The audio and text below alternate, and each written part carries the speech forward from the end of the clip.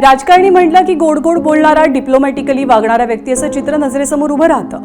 पण या व्याख्येत कधी न बसणारे, होला हो आणि नाहीला नाही अशी थेट भूमिका घेणारे नेते म्हणजे अजित पवार. कार्यकर्ता असो की मंत्री, मित्र असो की विरोधक, भीडभाड न बाळगता कान टोचणं असो किंवा खडे बोल सुनावणं हा अजित पवारांचा स्थायी भाव होता. आज अजित पवार हयात नाहीये. आज अजित पवारांच्या वाढदिवसाच्या ऐवजी त्यांची जयंती साजरी होते. पण दादा जरी हयात नसले तरी त्यांनी महाराष्ट्रासाठी केलेल्या कामातनं, बारामतीसाठी पाहिलेल्या विजनमधनं ते कायमच स्मरणात राहतील. अजित पवारांच्या अपघाती निधनाला जवळपास 6 महिने लोटतात, पण त्यांच्या प्रियजनांच्या, सहकाऱ्यांच्या मनात दादांच्या आठवणी अगदी लख्खपणे ताज्या आहेत. दादांबद्दलच्या याच आठवणींचा कोलाज म्हणजे बारामतीच्या मातीतून महाराष्ट्राच्या सत्ता केंद्रापर्यंत पोहोचलेल्या अजित अनंतराव पवारांची ही कहाणी.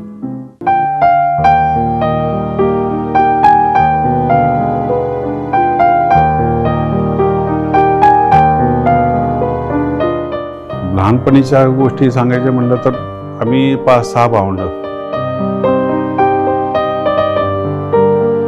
आमचं सख्ख चुलत आमच्या लहानपणी कधी नव्हतं. आम्ही सर्व एकत्रच असायचो. आम्ही शिकायला बारामतीला होतो. आई वडील काटेवाडीला असायचे आणि आमच्या मोठ्या काकीच्याकडे आम्ही राहायचो. आजी आजोबा आणि मोठ्या काकी असं साहेब येऊन जाऊन असायचे, कारण मुंबईला ते राहायचे. आणि आम्ही सगळे बहीण भाऊ म्हणजे आम्ही चौघं आणि रजू अक्का अशी आम्ही बारामतीला राहायचो शिक्षणासाठी. आमच्या भावंडात किंवा सगळ्या घरामध्ये प्रेमाने दादागिरी करणारा एकच भाऊ होता की जो प्रेमाने बोलला तरी असं वाटत नव्हतं की तो बोलून गेला. लहानपणी तसं बघायला गेलं तर मी फार मार खाल्ला दादाचा, प्रचंड मार खाल्ला. मी जवळजवळ रोज खात होते. आणि शिवाय लहानपणी इतर मामांबरोबर पण मी त्यांना पाहिलं होतं, तर ते काहीतरी वेगळंच करत असायचे. सापच धरतील आणि गरगर गरगर फिरून फेकून देतील किंवा बेडकांची माळच करून कोणाच्या तरी गळ्यात घालतील, असं काहीतरी त्यांचं, किंवा खोड्याच करतील, असं काहीतरी त्यांचं चालू असायचं. त्यांनी काही खोडी काढली तरी आमचं काही चालायचं नाही, कारण आजी नेहमी त्याच्याच बाजूने असायची. आजींचा लाडका, आमच्या मोठ्या काकी त्यांचा खूप लाडका, आमच्या प्रतिभा काकींचा लाडका. मग मी एकदा दादाला विचारलं होतं खरं ते 3-4 वर्षापूर्वी, दादा तू का रे लाडका होतास एवढा सगळ्यांचा? लाडके का होते त्याचं कारण असं होतं की ते प्रत्येक वेळी काहीतरी घेऊन येणार, हजार जबाबदारीपणा होता, कारण त्यांच्या वडिलांच्यातले बरेचसे गुण त्यांच्यात आले होते. आणि त्यावेळी मग गोट्या खूप जिंकायचे. ते गोट्या खूप जिंकल्याशिवाय ते घरी येत नव्हते. आणि मारामारी असली तरी आमच्या आजी त्यावेळी सांगायच्या, मग त्याचे शिरस्ताच होता. त्यांना अशी रडत आलेली मुलं आवडत नव्हती की काहीतरी कोणी केलंय मग तो रडतून घरी सांगतोय, हे त्यांना आवडत नव्हतं. दुसऱ्याला मारून या, मग पुढचं काय ते मी बघते, पण रडत आलं तर आणखीन ठोकायच्या. त्यामुळे त्या यायचं तर जिंकून यायचं, हे कसं एक संस्कारच त्यावेळी घडले होते. तुम्हाला सांगते मजा, पतंग जेव्हा त्याला प्रचंड आवडायचा उडवायला, आणि आम्ही काटाकाठी फार खेळायचो. आमच्या बंगल्यावर गच्ची होती. म्हणजे पतंगाचे इथं बारामतीत खूप मोठ्या प्रमाणात नागपंचमीच्या दरम्यान खूप पतंग लोक उडवायचे. तिथं आम्हाला सगळ्यांना इन्व्हॉल्व करून घ्यायचा. तो आम्हाला बाटल्या आणून काचा फोडायला लावायचा, बारीक करायला लावायचा, त्याच्या मांजा तयार करणे. आणि मांजा तयार करून म्हणजे आमचं कुटणं व्हायचं, सगळं कामं व्हायची, सगळं व्हायची. आरे आम्हाला धरायला लावायचे. ह्यांना मात्र आवड जी होती ती मात्र काटाकाटी करणं, पतंग हापसणं, आणि पुढं मात्र सगळं ताब्यात घ्यायची मात्र त्यांची सवय होती. आणि त्यात दुसऱ्याचा पतंग काटल्याशिवाय ते राहत नव्हते. हे अगदी लहानपणापासूनची त्यांची सवय होती. मी एकदा त्याचा पेन चोरला. त्याला कळलं की मी पेन चोरला. मी म्हटलं तू माझ्या वर्गात आहे, माझ्या मैत्रिणींना कळू दे, तू माझा भाऊ आहेस, आणि मग तू देते पेन. तो काय ऐकायला तयार नाही. तसा तो मुलींच्या मध्ये अजिबात यायचा नाही, तसा लाजाळू होता. मग मुलींच्यात अजिबात, इकडे आमच्या कन्याशाळेची वेगळी होती, मुलांची शाळा वेगळी होती. त्याच्यामुळे अतिशय म्हणजे खूपच म्हणजे तो पॉप्युलर होता तसा शाळेमध्ये. त्यावेळी राजेश खन्ना खूप प्रसिद्ध होता. ते राजेश खन्नासारखे कपडे, त्यांच्या वडिलांनाही हाऊस खूप होती, कुठली गोष्ट आणून द्यायची. तो भांग सुद्धा राजेश खन्नासारखा पाडायचा.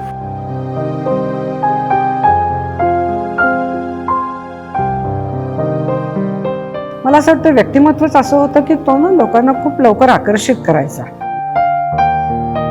प्रचंड त्याला स्वच्छतेची आवड होती, अगदी टोकाची. ती शाळेत असल्यापासून, म्हणजे आमचं 4 भावांचं जे कपाट होतं त्याच्यात त्याचा कप्पा खूप व्यवस्थित असायचा. आणि आमचे बाकीचे सगळे गबाळे असायचे, म्हणून काकींनी त्याच्या कप्प्यामध्ये देव ठेवला होता. दादा येणार म्हणलं की पहिला आम्ही सगळ्या वर बघायचं कुठं जाळीत का कुठं कोपऱ्यात काय आहे का. कागद पडला, पान सुद्धा पडलेलं त्यांना नाही आवडायचं, ते कोणीतरी उचलावं, तिथे स्वच्छ असावं. म्हणजे अगदी एखाद्या भाषणाला गाडीतनं उतरलं तरी ते चप्पल सुद्धा अशी टिश्यूने कशाने पुसून घ्यायची आणि मग गाडीत बसायचे. मला आठवतं एकदा आम्ही परदेशात गेलो तर मी त्याच्या रूममध्ये गेलो तर ते रूम स्वच्छ करायला जे काही येतात हॉटेलमध्ये त्यांच्यासाठी 1% सुद्धा दादा काम ठेवायचं नाही. त्याचं बेड स्वतः बनवलेलं असायचं, टॉवेल स्वतः ठेवलेलं असायचं. म्हणजे ते येऊन आश्चर्य करत असतील की इथं कुणी राहतंय का नाही. दुसरी महत्वाची गोष्ट म्हणजे आजी आणि आजोबा दोघं जण बारामतीला असताना बंगल्यात बाहेर गादी टाकलेली असायची, पांढऱ्या स्वच्छ चादरी, लोड, आणि ते सगळ्या लोकांना भेटायचे त्या काळामध्ये. काकाही म्हणजे मोठे साहेबही नुकतेच राजकारणात आलेले होते, तिथे तो असायचा नेहमी.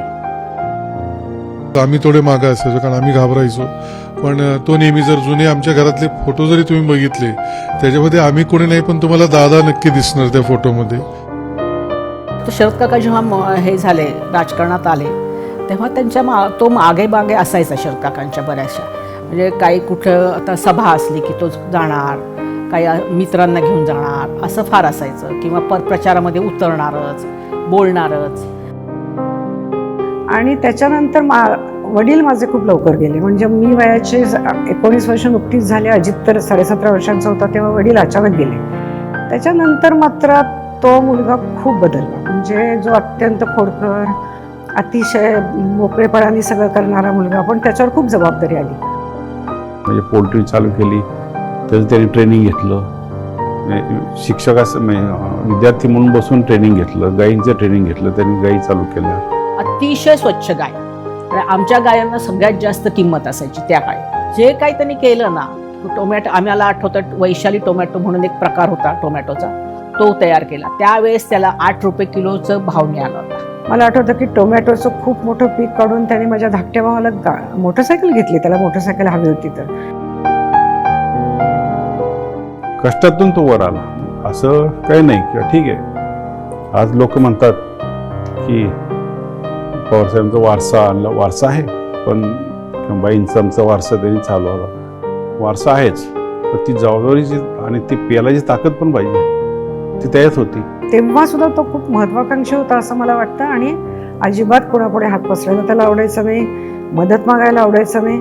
आणि मला नाही आठवत म्हणजे वडिलांनंतर त्यांनी ज्या पद्धतीने घर सांभाळलं आणि ज्या पद्धतीने ते पुढे आणलं ते फार क्वचित आपण असं बघतो. आणि आईला खूप मोठा आधार होता त्याचा. अजित पवारांची अफाट निर्णय क्षमता, धडाडीचं नेतृत्व, कामाचा तुफान वेग, करडी शिस्त आणि त्यांचा वक्तशीरपणा त्यांच्या व्यक्तिमत्वातले एक प्रकारे USP होते. आणि याच गुणांमुळे बारामतीच्या सहकार चळवळीतनं पायाभरणी झालेलं अजितदादांचं नेतृत्व राज्याच्या उपमुख्यमंत्री पदापर्यंत पोहोचलं. कडक शिस्त, निर्णयांचा वेग, कार्यकर्त्यांसाठी आधार आणि पाठीशी कायमच जनाधार या कार्यपद्धतीवरतीच अजित पवारांनी त्यांची राजकीय कारकीर्द घडवली आहे.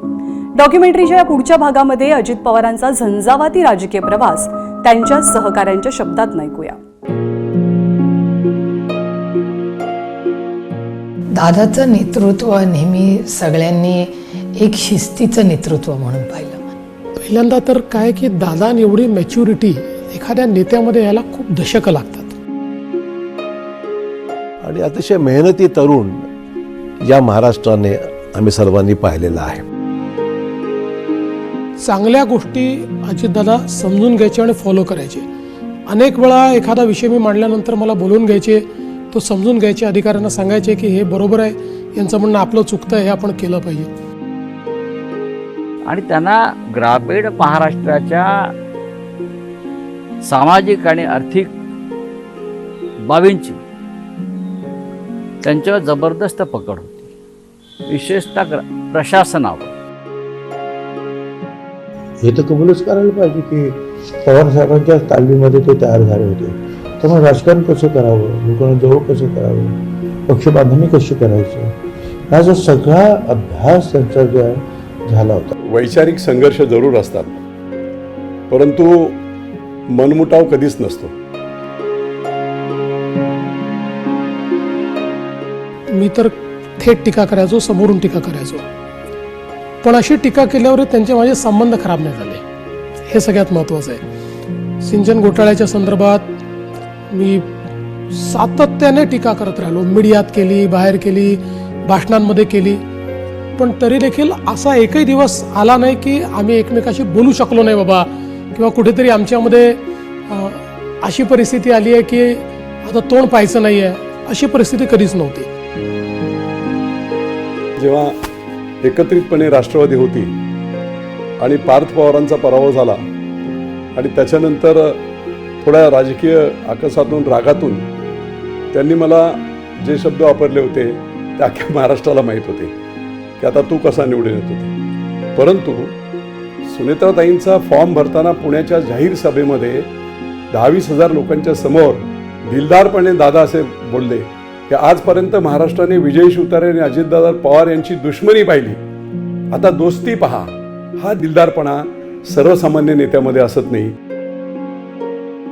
एकही क्षेत्र असं नाही की ज्याच्यावर अजित पवारांची छाप ही महाराष्ट्रामध्ये मंत्री म्हणून, उपमुख्यमंत्री म्हणून, आमदार म्हणून असं एकही क्षेत्र असं नाही की अजित पवारांना त्याची माहिती नव्हती.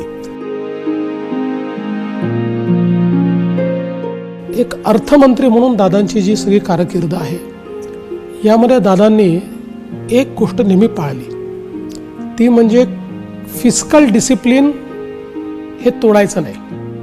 आणि तोडायचं नाही असं म्हणणं सोपं आहे, राजकारणात तोडावं लागतं, पण तरी देखील त्याची काय मर्यादा आहे ही दादांना नेमकी माहिती होती.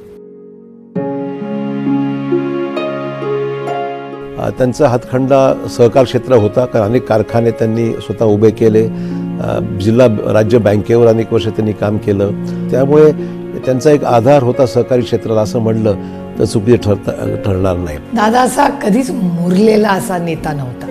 दादा काम, त्याची ती यंत्रणा, त्याची ती शिस्त, दादा ते अतिशय व्यवस्थितपणे चालवायची, अति पूर्ण यंत्रणा. म्हणजे मी दादाला अनेक वेळा चिडवायची की दादा राजकारणाला साधा आहे का असं मला कधी वाटायचं. त्याच्यामधले आतले जे नुआन्सेस दादा कधीच पडला नाही. आणि दुसरी मी दादाला खूप वेळा चिडवायची, पण मला असं वाटतं तू चीफ सेक्रेटरी एमिरेटस राहा. आणि सर्वात महत्त्वाचं म्हणजे मॅन ऑफ पॉलिटिकल कमिटमेंट, राजकीय विश्वासार्हता, हा दादांनी त्यांचा शब्द राजकारणामध्ये नक्कीच सप्रमाण सिद्ध करून दाखवला. त्यावेळेला ठरलं की अजितदादांनी त्याचा शब्द दिला होता, आपण म्हणतो ना पहाटे गेले शपथविधीला पहाटे गेले, तर असं सांगतात, मी त्या मीटिंगमध्ये नव्हतो,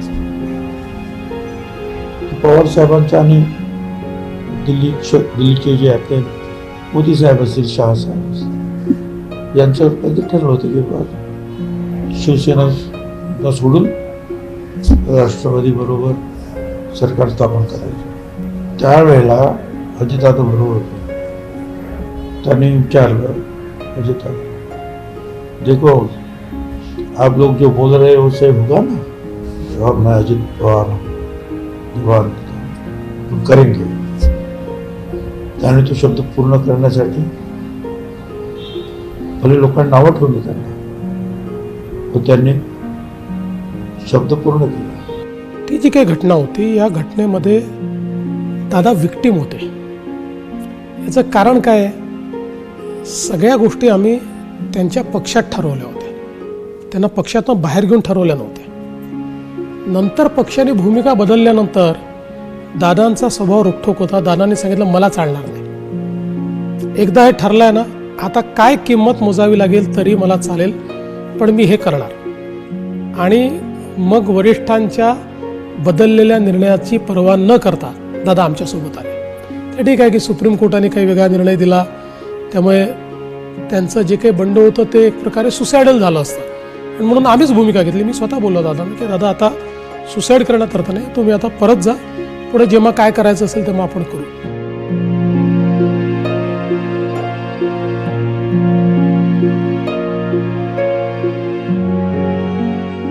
राजकारणात कितीही चढउतार आले, राजकारणात दादा कितीही बिझी असले तरी त्यांचं एक मन कायमच घरात अडकलेलं असायचं. राजकारणी म्हणून करारीपणा जपणारे दादा कुटुंबाच्या प्रती कसे हळवे होते, याबद्दलच्या त्यांच्या जीवलगांच्या आठवणी ऐकल्यावर प्रत्येकाचं मन हेलावून जातं. कुटुंबाबाबत फार अटॅच होता सगळ्यांशी. त्यामुळं बहीण भावांमध्ये असलं की तो रमून जायचा, मग त्याला काही भय नसायचा, मोकळेपणाने अगदी गप्पा मारायचा. मग त्याला जर काही असं वाटलं कधी आलं तर रात्री अननोन फोन वाजला की समजायचे की दादाचा फोन आला. मग त्याला जी काय बोलायचं आहे तो बोलून जायचं. अर्धा तास पाऊण तास फोनवर बोलून ते फक्त ऐकत राहायचं. पण लहान मुलांचंही त्याला अतिशय प्रेम होतं. म्हणजे आश्चर्य वाटायला एवढं तो लहान मुलांशी खेळायचा.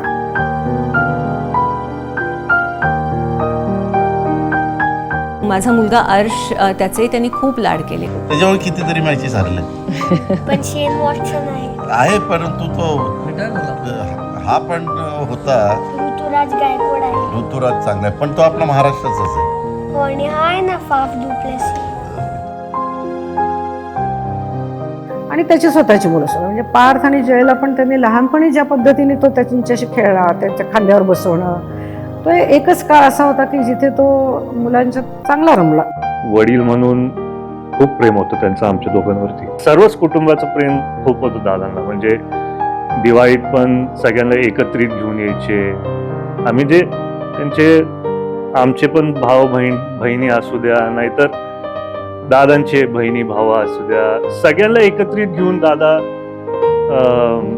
दिवाळी साजरा करायचे. आदरणीय पवार साहेब मुख्यमंत्री असताना महाबळेश्वरला जे गेस्ट हाऊस आहे ते मुख्यमंत्र्यांना आणि त्यांच्या परिवाराला तिथे मिळायचं. आम्ही सर्वजण तिथे जायचो. माझा पहिला परदेश दौरा त्यांच्याबरोबर झाला. तेव्हा माझे आई बाबा पण नव्हते, पण मी त्यांच्याबरोबर आणि मामींबरोबर सगळीकडे असायचे. आणि मग थट्टा मस्करी, त्यांना जुनी मराठी गाणी खूप आवडायची आणि ते गायचे स्वतः. त्याला म्हणजे किशोर कुमार, आशा भोसले त्याचे अतिशय आवडते कलाकार होते. मेरे दिल में आज क्या है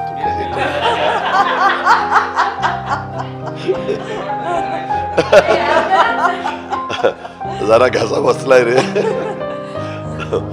ताई तर त्यांच्या जवळच्या सहकार्यालाच गाडी येतात असं नाही येते.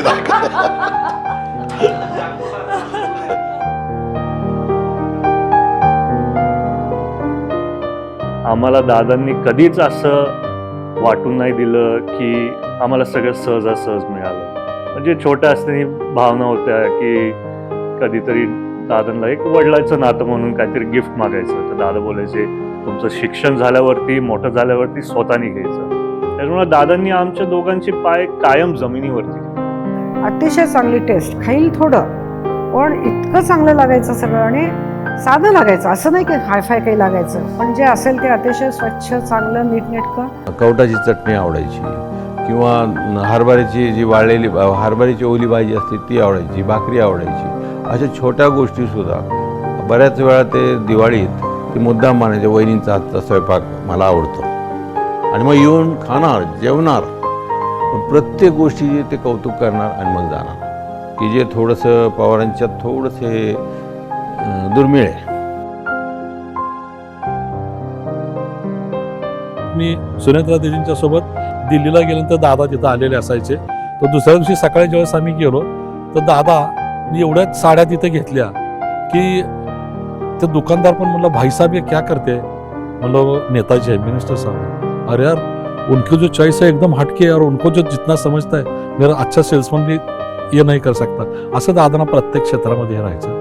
कुटुंबियाच्या बाबतीत दरम्यान काहीतरी दिवाळीचा सण येणार होता त्यावेळेस त्यांनी असं भरगतच्या साड्या खरेदी केल्या. दर दिवाळीला माझी आई विजया पाटील, नीता मावशी, सुनेत्रा मामी, शर्मिला मामी, आजी आणि मी, आम्हाला प्रत्येकाला ते साडी आणायचे आणि स्वतः निवडायचे साडी. आणि त्या सगळ्या साड्यांमध्ये माझी साडी ही दीप्तीसाठी आहे असं त्यांनी आवर्जून सांगितलेलं असायचं. आणि त्यांचा चॉईस खूप सुंदर होता. आईचा तो सगळ्यात लाडका मुलगा होता.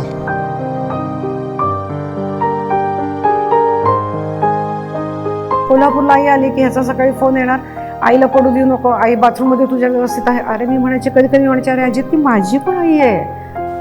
किती एखाद्याचा जीव असू शकतो आईवरती. आठवड्यातून 5 दिवस हे अख्ख्या राज्याची जबाबदारी सांभाळताना आजीला फोन करायचे. म्हणजे जवळजवळ दररोजच असायचा, आठवड्यातनं 5 वेळा तर असायचा. आणि कधी आजीला जर काही झालं तर ते त्यांना सहन नाही व्हायचं. इलेक्शनच्या काळात म्हणजे 2.5 वर्षांपूर्वी आईला बरं नव्हतं खूप आणि डॉक्टरांनी त्याला फोन केला वाटतं सकाळी. डॉक्टर सुनेत्राने अजितला फोन केला की आईचा पोटात ट्युमर आहे आणि तातडीने ऑपरेशन करण्याची गरज आहे, पण वय जास्त आहे. म्हणजे आता तेव्हा आई 80 वर्षांची होती आणि ट्युमर खूप वाईट पद्धतीने तो मोठा झालेला आहे, तर तो जर त्याला जर धक्का लागला तर तो फुटेल पोटातच आणि पोटात फुटल्यानंतर मग ती नाही त्याच्यातनं वाचू शकणार. तर त्याने मला फोन केला. मी कोल्हापूरला होते. मला म्हणाला की सकाळची वेळ होती 8:15ची. मला म्हटलं तू किती वाजेपर्यंत पोचशील काटेवाडीला? तर मला 12 वाजेपर्यंत पोचेन का? तर म्हणाले आईला असं बरं नाही आहे जरा, मी औरंगाबादला आहे. तेव्हा काहीतरी त्याचं तिथे भाषण होतं, सभा होती त्याची. मी तिथून 12:30 वाजेपर्यंत पोचतो, तू 12ला पोच, आईची बॅग भर. फक्त तुझं काम म्हणाला गाडीत तिला अतिशय व्यवस्थित घालून तू विमानतळापर्यंत आण, बारामतीच्या एअरपोर्टपर्यंत. इतकं सावकाश आणि तिला अजिबात धक्का लागू देऊ नको, त्याच्या पुढचं सगळं काम माझं म्हणाला. आणि मग मी गेले गाडीतनं. आम्ही अगदी हळू तिला अर्धा 40 मिनटं लागली मला एअरपोर्टवर न्यायला. तोपर्यंत त्याचं विमान आलं. तिथून अक्षरशः असं अलगद फुलासारखं आम्ही त्याला, म्हणजे अजितनीच खरं म्हणजे त्याचंच ते लक्ष होतं, तिला व्यवस्थित त्या विमानात घातलं, तिथून मुंबईत आणलं आणि मग ब्रीच कँडीला ॲडमिट करून अतिशय धाडसाने, म्हणजे आई अजिबात नाही म्हणत होती ऑपरेशनला, पण आग्रहाने त्याचं आई ऐकायची. आणि आईला फक्त एकच आम्ही सांगायचो, आईला फक्त एकच आमच्या दृष्टीने सांगायचं म्हणजे अजितला खूप आनंद होईल किंवा अजितला काय वाटेल तू जर ऑपरेशन केलं नाही तर. अजितचं असं म्हणलं की ती सगळ्याला तयार व्हायची. आमच्या कोणाचं तिला काही फार पडलेलं नसायचं.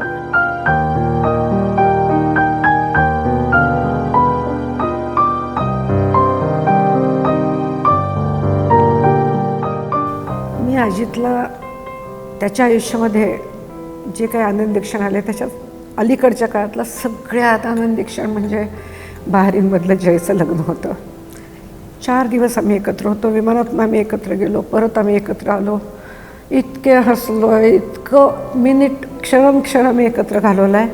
आणि त्यांनी प्रत्येक गोष्ट तिथे एन्जॉय केली. म्हणजे ते जयची हळद असो, मेहंदीचं फंक्शन असो, संगीत असो, लग्नाचा कार्यक्रम असो. लग्नात त्यांनी तो वरातीत थोडा नाचला आणि एकदम आम्ही सगळ्यांनी सांगितलं होतं की कुठे हे बाहेर जाऊ देऊ नका, पण कसं कोण जाणे ते थोडं व्हायरल झालं. मला असं वाटलं की अजित आता खूप थोडासा अस्वस्थ होईल की हे आपलं कसं काय बाहेर गेलं म्हणून. दुसऱ्या दिवशी सकाळी मी त्याला म्हटलं की अरे अजित ते व्हायरल झालं. हे म्हणलं जाऊ देत, मी पूर्ण एन्जॉय करणार आहे माझ्या लेकाचं लग्न. आणि संगीत आणि नेमकं आम्ही एक तिथे गेम्स खेळलो होतो आम्ही. आणि रस्सीखेच खेळताना आमची सगळी मुलं, अजित सकट सगळी मुलं पडली आणि त्याला जोरात लागलं होतं पायाला. म्हणजे त्याला चालता येत नव्हतं खरं म्हणजे. ते शेवटपर्यंत त्याचा पाय तो दुखावलेला होता, कारण जयचं लग्न झालं आणि 1.5 महिन्यात मला वाटतं तो गेला. पण तर त्याला म्हणजे संगीतच्या वेळेस आम्ही सगळेजण अर्थात सगळेच नाचत होतो. तर तो मला म्हणाला की अक्का त्या दिवशी मी नाचलो असतो, मला काही फरक पडत नव्हता की कोण कोणाला व्हिडिओ पाठवतं आणि काय, पण मला इतका खूप मला मजा आली होती म्हणाला, पण माझा पाय मला साला उभाच राहू देत नव्हता. आणि जो तो गायक आला होता, त्या गायकाला तर राहुल वैद्यला तर त्यांनी अक्षरशः म्हणजे असं ठरलं होतं की निम्मी गाणी आमच्या काळातली आणि निम्मी गाणी तरुण मुलांच्या काळातले, असं या मुलांनी सगळं ठरवलेलं असताना ह्यांनी माईक हातात घेऊन त्याला एका पाठोपाठ जे फरमाईश सांगायला सुरुवात केली.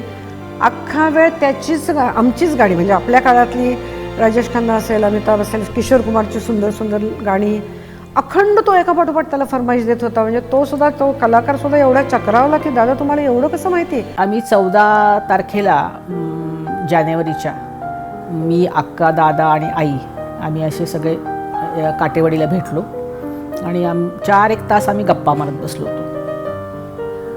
आणि खुश होता, खूप खुश होता. तर कारण ते एकत्र येणार होते त्याच्यामुळे भयंकर खुश होता. मला म्हणाला म्हणजे आमची खूप इच्छा होती ना की सगळं फॅमिली व्यवस्थित व्हावी, एकत्र यावी. तेव्हा आम्हाला म्हणाला निते तू फार खुश होशील आता. म्हटलं काय झालं? म्हणे बघ आता 12 तारखेपर्यंत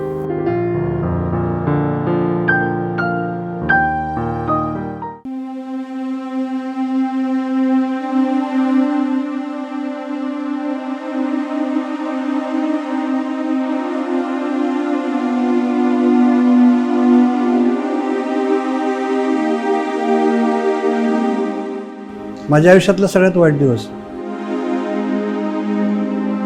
आणि दुर्दैव झालं की 28 तारखेला, कारण मी 21ला आम्ही बरोबर होतो, 22ला बरोबर होतो, 23ला बरोबर होतो, 24ला बरोबर होतो, 25-26चा गॅप पडला, 27ला मी काही पेपर्स दिले, रात्री त्यांनी सांगितलं की मला काय मिळत नाही, 28ला विमानतळावर ये. आणि मग मी विमानतळावर गेलो. मी पुढे येऊन थांबलेलो होतो आणि दादाने सकाळी 6:50च्या दरम्यान देवगिरी बंगला इथून इथं आल्यानंतर करायच्या कामाच्या सूचना दिल्या की घरी आल्यानंतर माझ्या आईला आपण भेटायला जायचं आहे. त्याच्यानंतर मी शेतामध्ये एक चक्कर मारून येईन. त्यानंतर पहिली सभा किती वाजता आहे ते 10 वाजता. तर 10 वाजता पहिली सभा, नंतर दुसरी सभा झाल्यानंतर आपण कोणाकडे जेवायला जाणार आहोत. त्यांचं ते सकुंडे नावाच्या ग्रस्ताचं नाव सांगितलं. त्यानंतर 2 सभा करून मी पुण्याकडे जाणार आहे असं सांगितलं. ही घटना 6:50 आणि 2 तासातच ज्या ठिकाणी ह्या महाराष्ट्राला म्हणजे दादांना महाराष्ट्राने जे गमावलं ते हे ठिकाण, या ठिकाणी त्यांच्या विमानाचा अपघात झाला.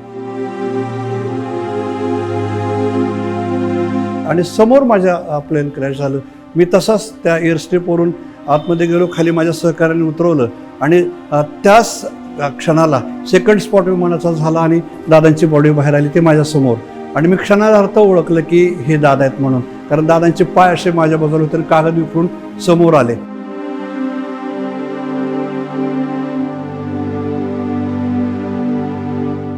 हे मी कुणाला सांगायला पाहिजे. पहिल्यांदा सुनेत्रा दिदींना फोन केला, त्या खासदार म्हणून दिल्लीमध्ये होत्या, त्यांच्या मिटिंगसाठी पारदादा त्यांच्या सोबतच होते.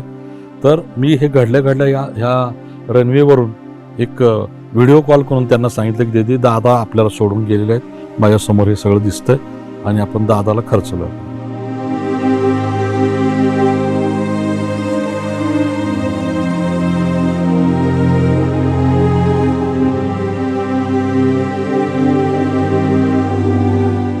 मला सकाळी पारदाचा फोन आला की असं असं झालंय.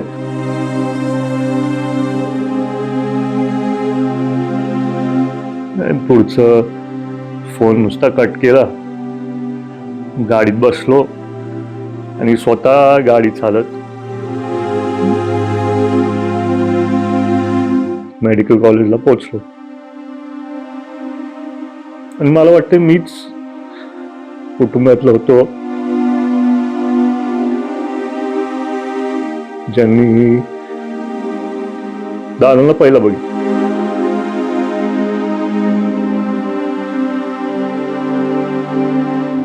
मला एवढंच म्हणायचं आहे की सगळ्यांना एक चान्स दिला जातो.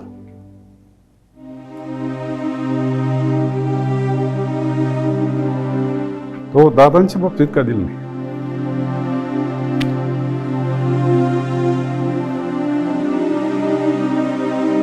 ही कंथ मनात राहिली.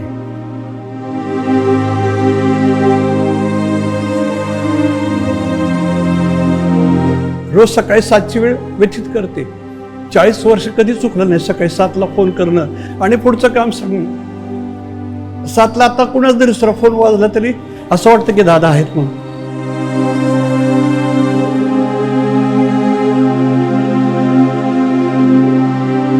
आणि आई तर काय म्हणजे या वयामध्ये तिला काय सांगायचंय काही समजत नाही. ती एकच बोलते फक्त मला बघून की तू आणि अजितने आग्रह केला म्हणून मी ऑपरेशनला तयार झाले. मला ऑपरेशन करायचं नव्हतं आणि मी किती सुखाने मेले असते तेव्हा, हेच ती मला बघितलं की बोलते. आणि हे शेवटचं दुःख मला तुम्ही दिलं ऑपरेशन करून, हे सतत बोलत असते ती मला. असा जायला नको होता. म्हणजे आमचे कोणाचे आशीर्वाद त्याला का लाभले ते मला समजत नाही. पण आईला तरी शेवटी असं दुःख नाही द्यायला पाहिजे होतं. आयुष्यभर त्यांनी खूप आईला सुख दिलं आणि सगळ्यांनाच दिलं खरं म्हणजे आम्हाला.